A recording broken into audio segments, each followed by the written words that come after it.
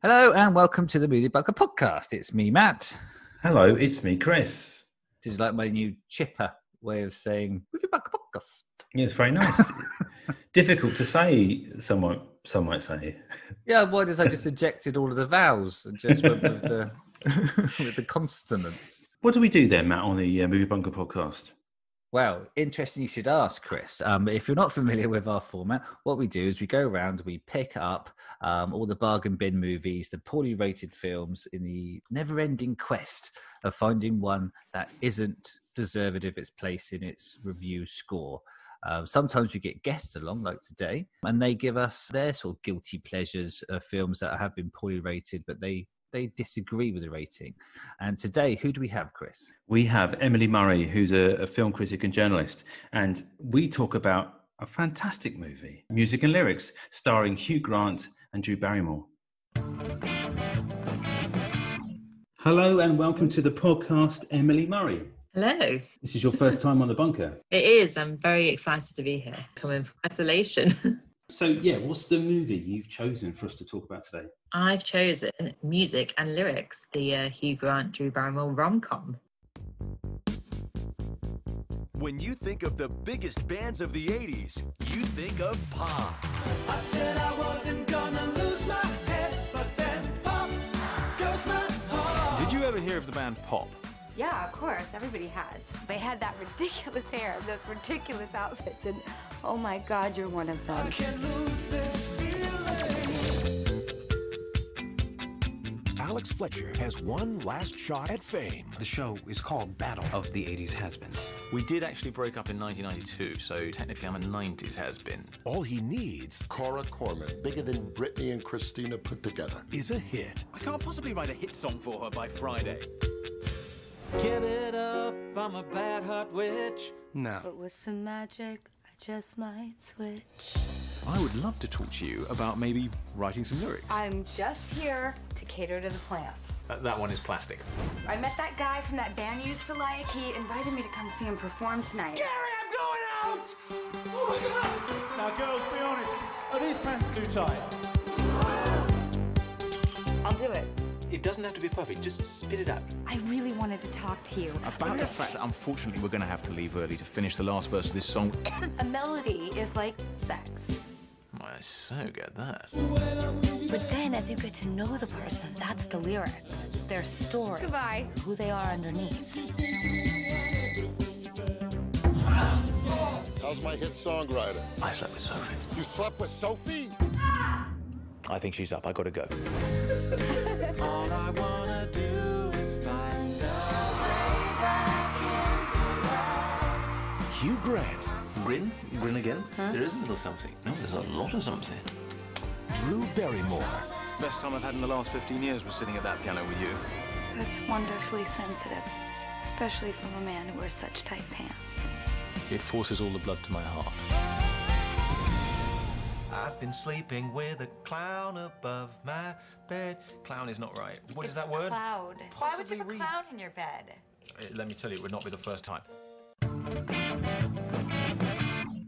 Before we go into the nitty-gritty of music and lyrics, tell us a bit about yourself for anyone who might not have heard of you or know what work you do. So I always liked movie journalism, but I used to be a full-time journalist for Unilad. Yes, they do hire actual journalists. I always did like a bit of freelance for like Screen Queens and Film Stories. And then I'm now full-time at Zavvi, which is like the old sort of high street store, but online.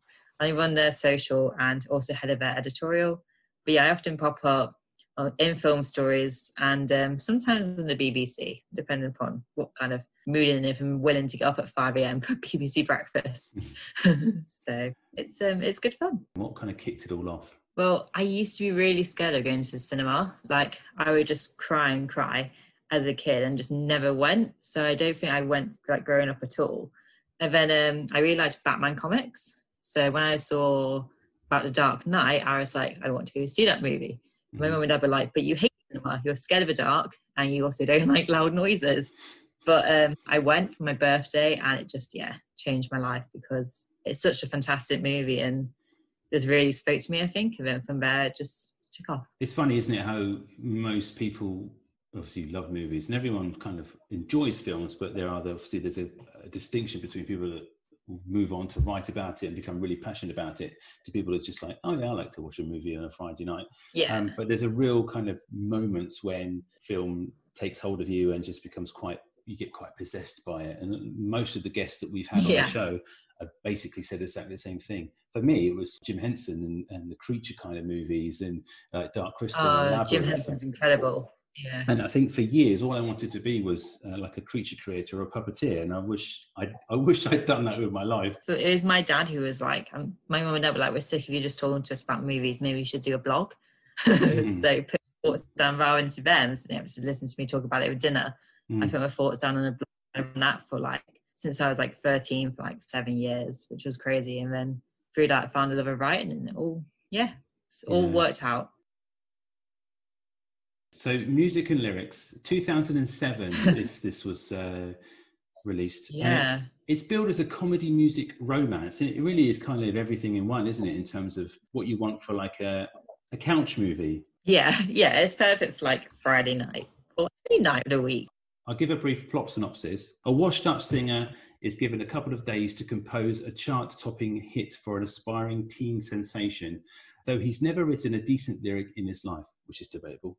He sparks with an offbeat younger woman with a flair for words. But there's a lot going on in this film, actually. Obviously, it is a great Friday night movie, but I think it's personally one of my favourite romantic comedies. Like, it may be as witty as stuff like When Harry Met Sally, but I think it's a classic. Like, I've watched it on repeat since I first saw it in a cinema back in 2007, which seems like such a long time ago, but it probably actually wasn't that long ago.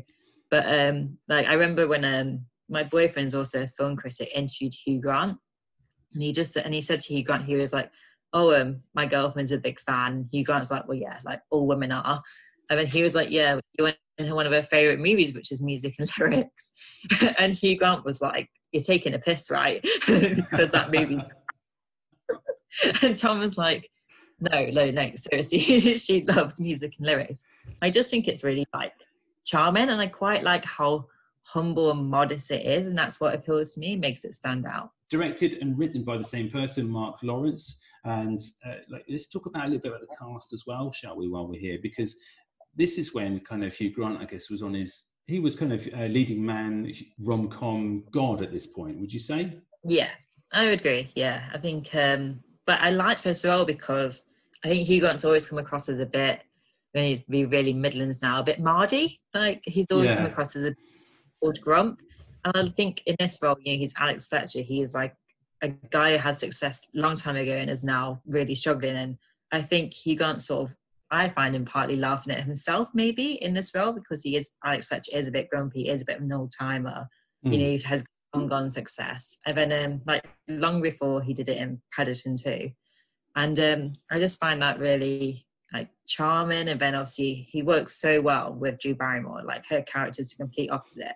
But when they come together, it's just magic. Yeah, the kind of way they meet as well is quite interesting. She's hired to clean his apartment or look after the flowers. Yeah, she waters his plants. So he's basically scratching around for work, doing like these class reunion gigs, because he was like a double act or part of like a duo, like a Wham type band from the 80s. Yeah. And his partner is obviously gone stellar, releasing incredible kind of solo work, and he's just basically making ends meet with his manager, doing these little gigs at fairground rides and things like that. Yeah. Do you think Hugh Grant could have played this quite differently? I don't know how much direction he was given, but considering he doesn't rate this film very highly from what you said, he doesn't appear to be phoning it in either. Yeah, I don't think he does. And I think you could say the same about Drew Barrymore. It easily could have been like, show up, do a bit, casual check at the end of it. But I don't think that comes across at all. I think it's quite clear that they both actually quite care for their characters, and then that really helps for them more as well, because we care for the characters then. She gets like a lot of like criticism for the role because she's just a goofy plant lady, but I think her role has actually got a lot more like, it's more three-dimensional, that like the relationship with the author and the book and her crisis through that, I think is really interesting. Initially you're thinking, okay, yeah, is she just going to be this quirky person that sort of steers Hugh Grant into the right direction. But she's the one that comes up with all the ideas, or the person that comes up with, you know, the right moral decisions in terms of where he should be going with their musical stuff, and has a lot of talent as well. And I think, this is why I think this movie deserves a bit more of a or better praise, at least, than what it got when it was released. Okay, let's flesh out the story a little bit more. He's hired to write this song for like a Shakira kind of clone. Yeah, and like I think her name is Cora. I think it's the girl's name, played by Hayley Bennett. I think it's actually Hayley Bennett's like debut role as well, before she did Girl on a Train and stuff. And she's she's great. And I remember as a kid, like I think I first saw it when I was 13, and I was in like prime Glee time. And like Matthew Morrison, who was the teacher from Glee, is her as well. And I just remember being like, I love that growing up, because I was obsessed with Matthew Morrison and probably Shakira. So she wants to write a song called A Way Back Into Love, and she hires Hugh Grant to write the lyrics. But Hugh Grant's Alex Fletcher's not great at writing lyrics. And then I think it's through the lyrics that Hugh Grant's character and Drew Barrymore's character find love, it is cheesy, you know, and it's predictable. But if it's done so well, I don't mind that. No, I think what's really good as well is, in terms of Hugh Grant's, the way he plays the character is as well. He could have quite easily been an arsehole. But he has a little bit of a wobble at the end when he's kind of, because he wants the fame. He's fame hungry. He wants to be recognised, because obviously he's fallen on the scrap heap. Is kind of quite desperate for his career to sort of take off again. Obviously got problems with his hips nowadays.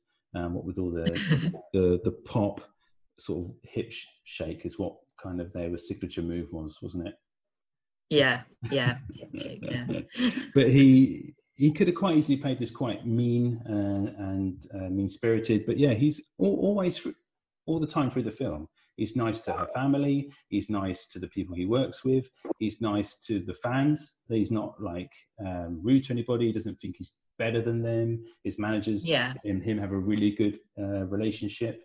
So it was odd that what I was expecting him to play it was completely different. I think that's why I think the movie is a lot more watchable than I had expected it to be. I totally agree, and I think there's a key scene that, you know, at the end when we were sort of saying about Drew Barrymore was the creative one. She's got the lyrics, and then when at this big concert at the end, he plays, is it Don't Write Me Off Just Yet, I think is his solo song. And that's such a key moment, because it shows that even though he is a bit of a grump, he's not mean, but he's a bit of a grump, actually, he does really, really care. And I think, and she realizes that, and that is the pivotal moment for them as a couple, but also I think for you and like the Hugh Grant character as well. Like, you do like him, but then but up until that point, there was a bit of a edge to him, but then he writes a solo song, and it's just, he's lovable. Some of the scripting is quite nice. So some of the lines that he gets are really dry, and there's a bit where they kind of have a little bit of a tiff, as they would have to in a rom-com. And of course, many tiffs. She leaves to go to Florida to grow up, apparently, and he says no one grows up in Florida unless you're an orange. Which was a classic line. I think it's just the way he delivers it as well was perfect. So some great kind of little one-liners from both. What do you think of the 80s homages? Oh my God. Like, when I remember going to see it and it opens on that incredible, it's probably one of my favourite opening scenes ever of Pop Goes My Heart, which if you see this movie once, you'll never be able to forget that song and video. And I love 80s music. It's my favourite decade ever. I think I'm just obsessed with just 80s everything. And just that video is just incredible. Like, my favourite moment, I think he has like a heart attack and they do it in slow motion. And it's just like, it's so spot on. And I think that opening scene, you're like, right, I know what I'm going to get. I'm going to get cheese. I'm going to get some heartfelt. I'm going to get some emotion, and I'm just going to go with it. And I think, it is the best opening scene. But a lot of people will say that the only good bit of the movie is Pop Goes My Heart, but no, it's not. All the music's good. Even the weird Shakira stuff's great. The Pop Goes My Heart thing, I think, it shows dedication from the studio, because they don't just sort of show you like a few scenes from the video. They go full video. They actually do a full video, yeah. Yeah, it's the whole thing, and the song is played in its entirety at the beginning and at the end, because obviously know that they've got a real hit on their hands. And I think a hit on their hands. Inverted commas. Is it? I think I definitely bought the soundtrack. yeah. So yeah, I think that really works. But it is a very earwormy, catchy song, and I think I found myself maybe whistling or humming it today and realizing, oh yeah, that's that song. Pop Goes My Heart. The Shakira kind of knockoff as well. That Haley Bennett. Yeah, and it's that entrance thing at sort of like a concert or the VMAs or whatever she's doing is so Lady Gaga, Britney Spears, and all those kind of diva artists out there. I know it's made in 2007, but that could come out of something that's right now. It's 2020, isn't it? It's this. Oh yeah, and I think they're really on it with the music. Totally on it with the music, and which is weird because normally I hate any sort of musical films, but for some reason this just got me. It's the parodying of the kind of the music business, because he always brings it up. Actually, Hugh's character is that it's not music, it's a business, and this is why decisions are made. So they make some real bad decisions in terms of changes to the song that they've really poured their heart and souls into, and she turns it into this kind of crazy sort of Buddhist track, very kind of sexualized.